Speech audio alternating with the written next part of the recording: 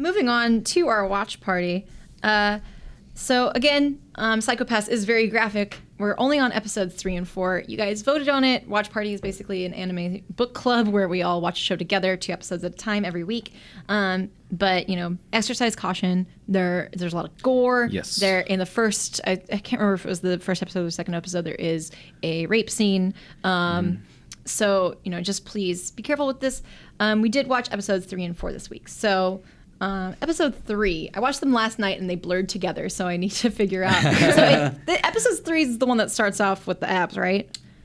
Yes. He's fighting. Yeah, he's training. He's training. So Kogami is training, and he's looking at a detective-style mystery board. You know when you're watching a detective show and there's always a mystery pictures board connected by yarn, and he has one of those. But mostly I was like. Abs. So, they have a murder mystery sort of case where there is a quote unquote accidental death, but it's the 3rd in a year at a drone factory. And they're kind of like, that's too many. And being from America, I was like, 3 deaths in a year? That's not that many. But apparently it is many. So. Oh, yeah. Well, in a perfect society, that shouldn't happen. Yeah, that shouldn't happen at all. I mean, I guess I didn't consider it. So they head over there, and Tyler DeBoer summarizes it. We got ourselves a murder mystery case of the week. 3 accidental deaths have happened at a drone factory, and our team is there to investigate. Oh, oops, sorry, I totally stole your first line. The factory is completely cut off from outside interference. No internet. I don't think us members would survive in this environment. I'd read a book and then I'd be like, who do I talk to about the book? Who do I hashtag about this book? And they live there too, I think. They live there. It's an around-the-clock drone factory. So this is me talking, not Tyler.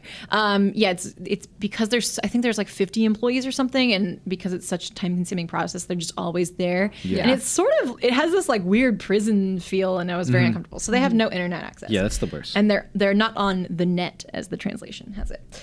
And then Tyler says, but man, is this factory messed up. They try to sweep desks away to keep operating and permit bullying and teasing to let workers get steam off.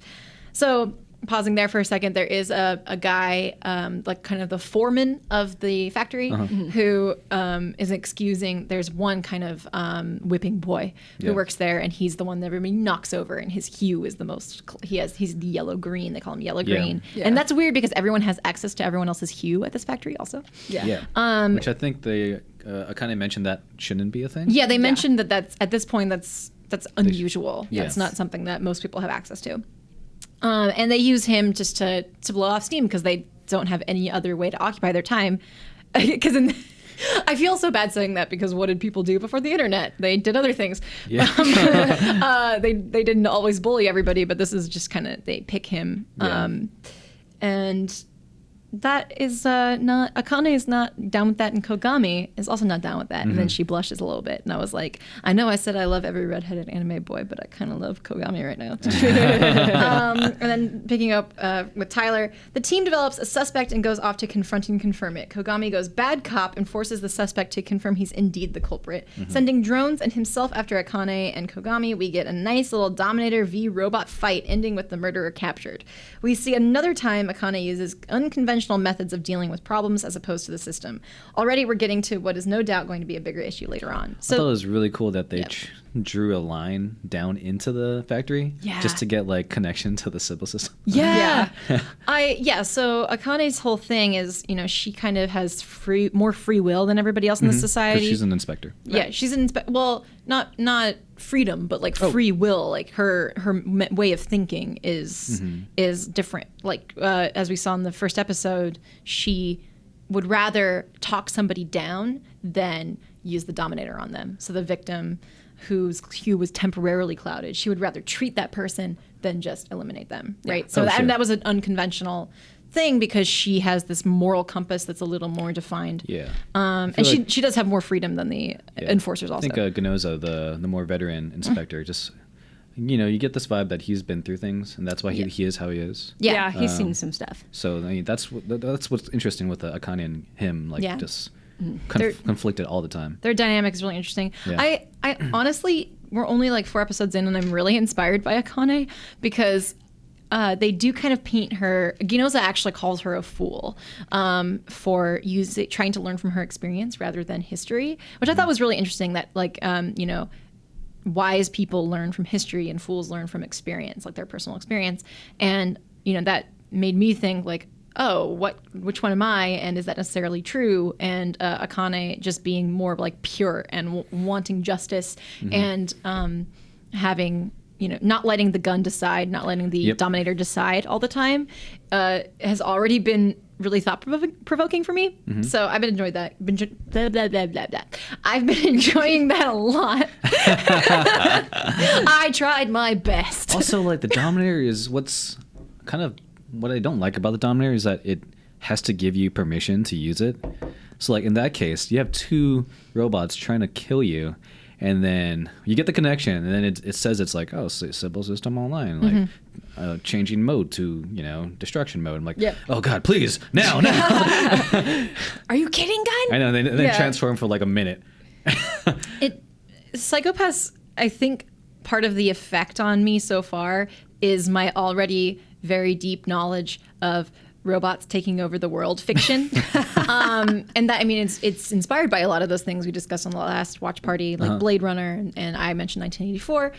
And it just has that vibe of like AI taking over the world. And I'm like, I'm on edge all the time. And I feel like if I hadn't been exposed to fiction like that before, I'd be less nervous about it, because as like a tabula rasa, just a child, I'd be like, what's wrong with robots doing things? And now I'm like, robots will kill us all. So I have this like added tension when I'm watching this, because I'm like, the robots are gonna make the wrong choice, like, and I say it in that voice and everything. But that's part of the dynamic between Akane and the Sybil system established, not government, but the system they have established.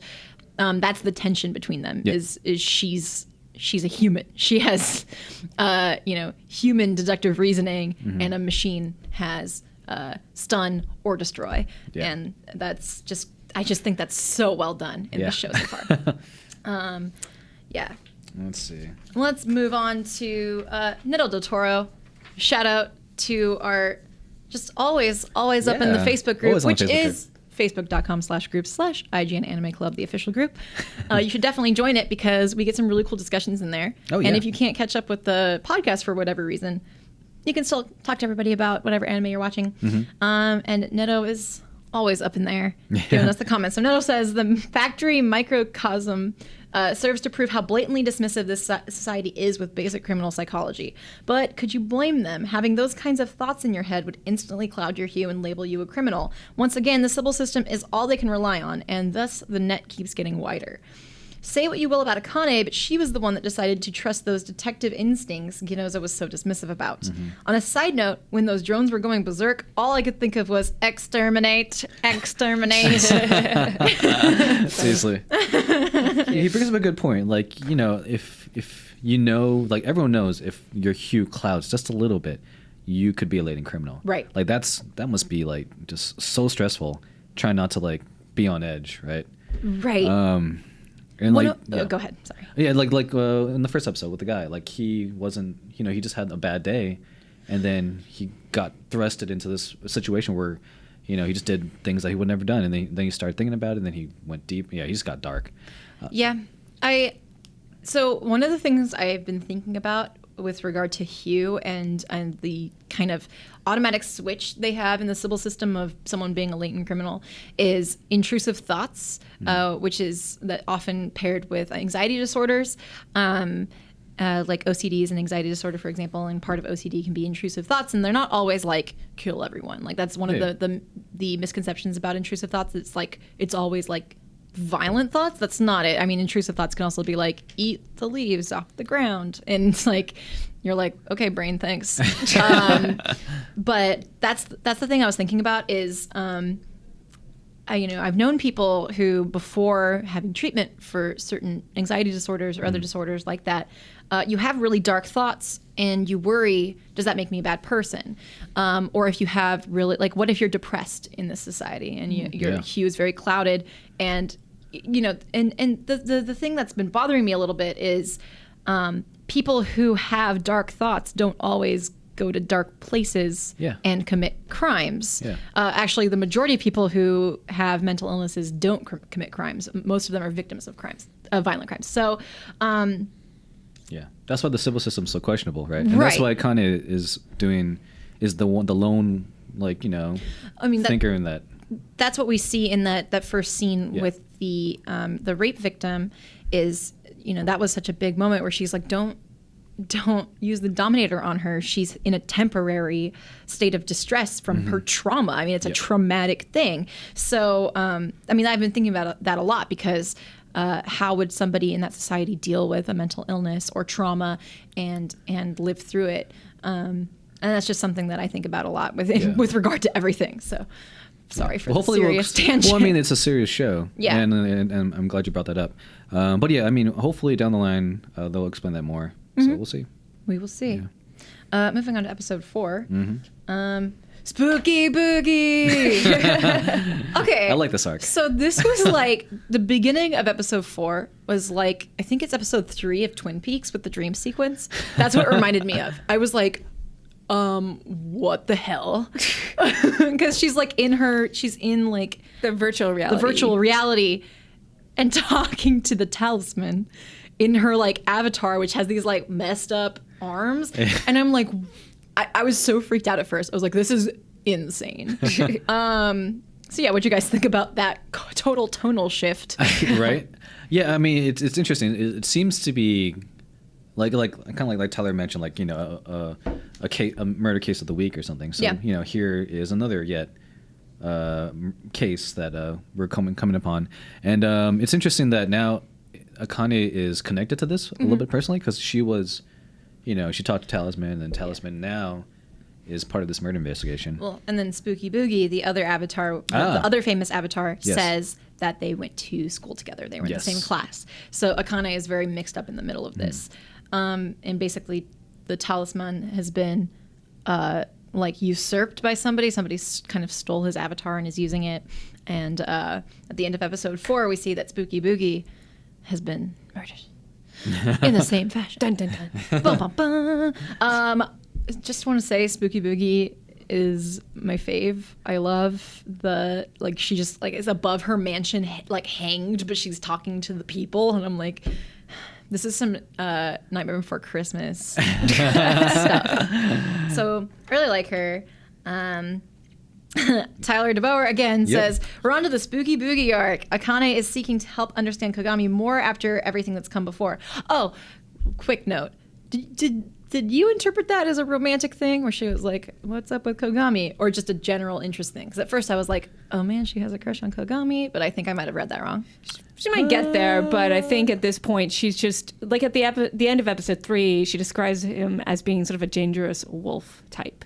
So I think she's fascinated by him. I don't know if it's become love, but she's definitely fascinated because she's already realizing that this guy isn't tame at all. He's really like a wolf type. Yeah. So there's something dangerous about him, and she recognizes that his rash actions in episode 3, which, let's be honest, they were rash. Are dangerous. I mean, Ginoza is there to sort of balance out the group, and like we got here with the civil system for a reason. Things really got out of control.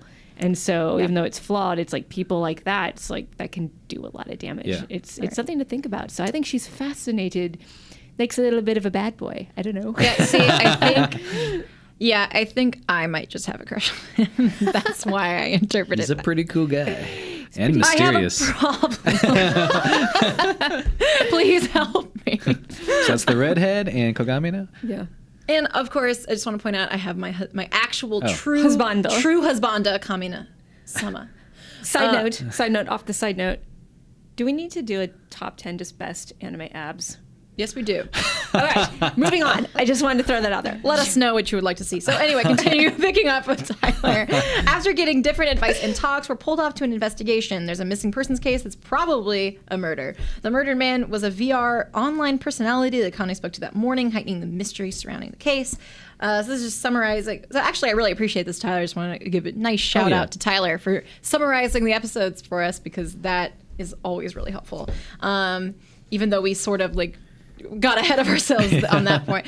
So basically, like we said, they kind of go into the virtual reality, meet Spooky Boogie and all this stuff and investigate. Yep. And then Tyler says, finally, we get our first non-flash forward look at one of the best characters in Psycho Pass, the anti-villain Shogo Makishima. He's even reading 1984, one of the inspirations I laid out last week. Thank you, Tyler, for validating. That was a great reference. I'm so glad I said 1984 because I feel so validated. Trust me, he'll be a treat. So I noticed that as well because I saw Orwell and I was like, oh, dang. What's up, everybody? Am I the only person who hasn't seen Psycho Pass yet?